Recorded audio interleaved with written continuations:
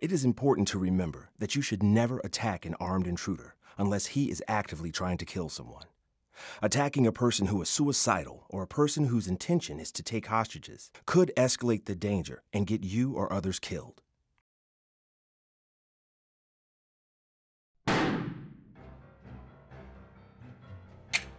There are very little places where an active shooter incident hasn't happened, so no place is immune. The person that mentally rehearses this type of situation, this type of scenario, is one that's planned for survival. Think about what I can do right now in this situation if it happens. There is no one sure quick answer of how to deal with an active shooter on a campus. The police are responding, public safety help is coming to your assistance, but until they get there, there are a number of choices that you have to make, and only you can make those choices.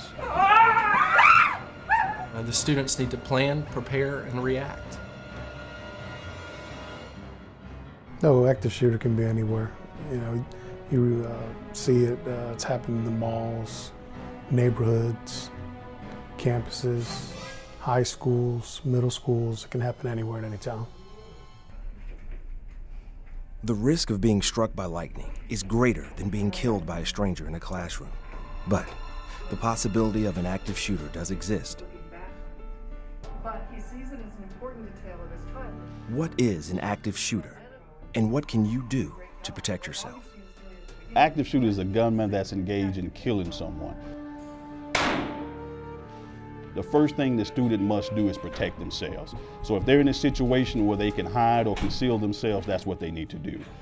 They need to protect themselves. Then if they can, call 911, call campus police so that we can respond immediately to neutralize the threat. You know, there's research that indicates and demonstrates that those individuals that pre-plan and plan and think about a plan of action like that are more likely to survive an emergency situation such as an active shooter. If you were confronted with an active shooter in a classroom, what would you do? I think I'd probably close the door and try to barricade it. I would more than likely freeze up and lose my mind, and I wouldn't know what to do. I would probably try and get back to my office and close and lock the door. Get down on the floor, I guess. I don't know. Drop to the ground. Yeah. That's about it. I don't know what I would do.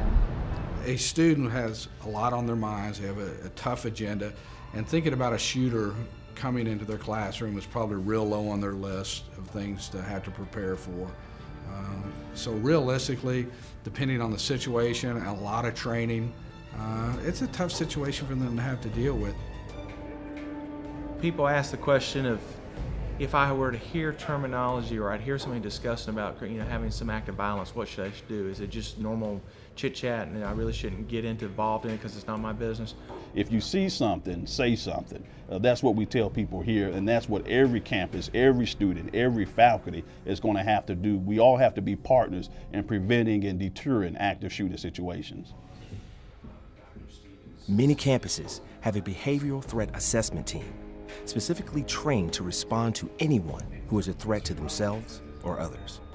Students and staff should not hesitate to report any threat. Call campus police, the health center, or your student affairs office. In the type of situations that have happened over the last decade on college campuses and public schools, it's usually someone coming on campus with their focus is to shoot a targeted group of people, whether it's jocks or popular students or a single classroom, and then it turns into a random act of violence as well. It usually evolves or snowballs into a situation. Simply, the person shoots or targets whoever they want to, and then will shoot everyone they see in that classroom, in the hallway, go down a hall and find another hallway or a different residence hall room. What makes it so dynamic and tough for the police to deal with, it happens quickly. We got some scenarios here, hopefully to be beneficial to y'all. From television, we've become familiar with highly trained special response teams that handle desperate and prolonged violent situations. In real life, these officers are highly skilled in weaponry and tactics. Where is he? Where is he? Into the room! Engaging in training exercises like this one. They are trained to contain the gunman and neutralize the threat if necessary. Show me your hand! In an active shooter situation, a gunman kills quickly and doesn't take hostages. In this situation, the responsibility is not with SWAT, but it's with the first responders, those police men and women who arrive within minutes. The time frame makes it extremely difficult for police to respond. I heard gunshots. I think someone's been hurt. Please, just send an ambulance and cops. Ideally, students want to be able to call the campus police. Knowing the campus police number is real crucial. I believe that students should program it into their phone. Why is it so important? Is because typically your campus police are more familiar with the campus. They understand the buildings, they understand the layout, they understand the dynamics of that campus. If you can't remember the number, of course 911 is the next best thing. University Police, this is Macy. Basically, the main things we want to know is where you are and what's happening. And then what's going to happen is those dispatchers, those public safety dispatchers for law enforcement agencies, are going to try to keep you on the line the whole time and use you as a conduit of intelligent information for responding officers. I'm shooting at Peabody. I'm behind a tree right now.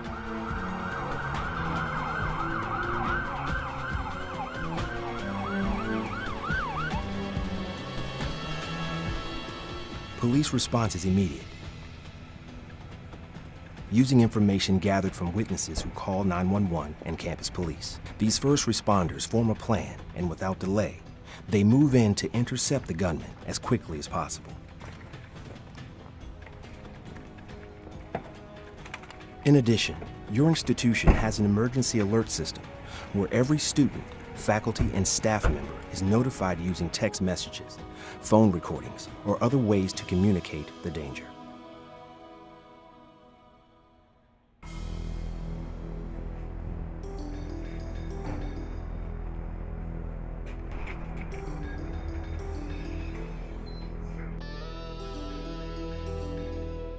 Not all shootings take place in the same location. It's possible that after killing in one building, the gunman could enter a second building where nobody yet knows what's about to happen.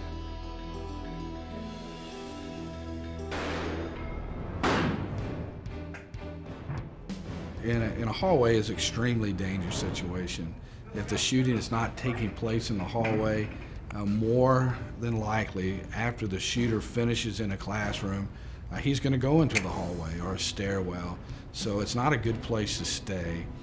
Either get into a classroom that can be locked, or just simply get out of the building and distance yourself from that building and wait for the police. Immediately lock the door. Make it as hard as possible for that armed assailant to get into that room. But what you have is pandemonium. Stay calm. The door won't lock! People screaming, gunshots going off, doors slamming, just mass confusion. The person that mentally rehearses this type of situation, this type of scenario, is one that's planned for survival. The emotional trauma that would be involved if someone barged into the room, unless they had an incredible amount of training, it's going to be a tough situation. Something that we won't, advocate for every single event, but rather than be shot, I would do something.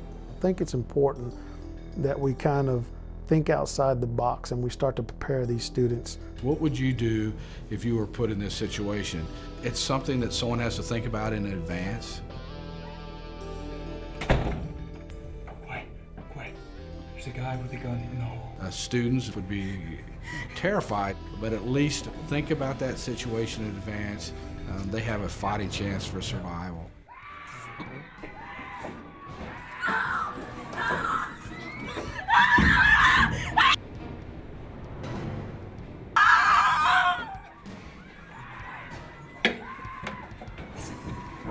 But as that last resort, when that person enters that room, you will have a game plan and you've positioned people so that everybody can attack him from a different angle. If you're in a room where escape is not possible, then you must try to remain calm and form a plan.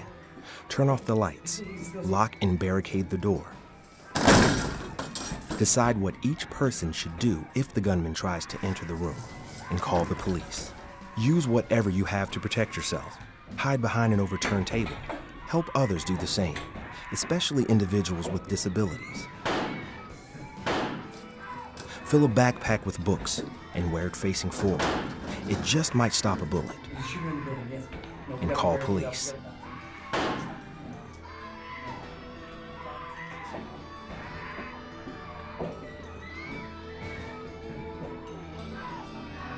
That is the most important thing, having a survival mentality that I am going to survive, I'm going to protect myself.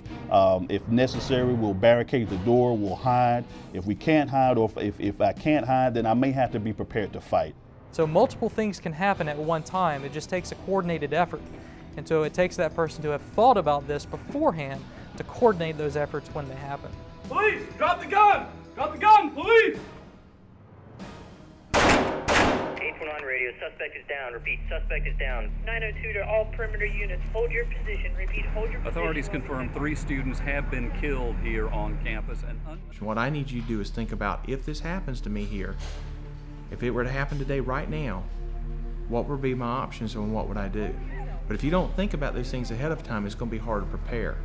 Every time you go into a restaurant, you go into a classroom setting, if you're at a movie theater, you should be thinking, if an emergency were to occur, whether it be an active shooter, a fire, any type of emergency, what would I do that would be in the best response for my safety? But if you think that, oh, that doesn't happen here, that happens somewhere else, then you're going to find yourself at a disadvantage. We always say to play the what-if game. Think about if you're in a particular location or what you would do in the case of an active shooter incident or any other incident, but have that planned before ahead of time on what to do. If you're in a grocery store, be aware of the surroundings. If you're in a theater, for example, go ahead and put through your mind, well, what would I do in the event of a fire? Where are my nearest exits? What would I do in the event of an armed assailant? When you go to a hotel, fireman told me one time, I count the doors to my room and I look at the exit. And I never thought about it. And I said, why? He says, because I prepare. I said, prepare for what? He's a fireman. He said, I prepare for a fire. He says, if a fire does occur, there's smoke, I get down low, I count the doors, and I know how far I am from that exit. That's planning. That's preparing. And that's the same thing we're talking about here, is knowing your environment, where you're at. How far is that exit? Do you know? Our colleges and universities are the envy of the world.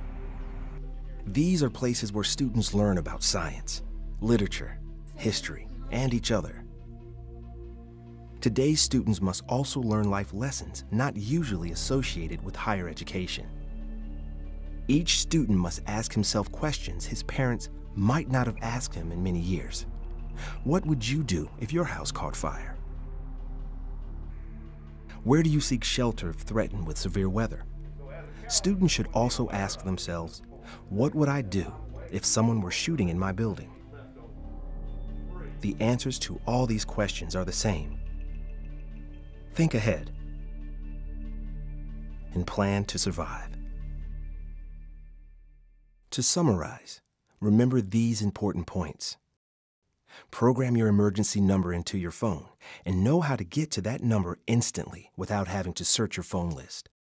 When you enter a classroom, theater, someone's home, a store, any place, take a second to notice where the exits are. Also, if you see a suspicious person or activity, report it to your campus police. If you're confronted with someone who has a knife or a gun, run away as fast as you can. Get away from danger and then call the police. If you can't get away, you should lock the door, turn off the lights, and hide. Make it look like nobody is there. And if you can do so quietly, call the police. If you're in a room that won't lock, you should use whatever you can to barricade the door so that the armed assailant cannot get in.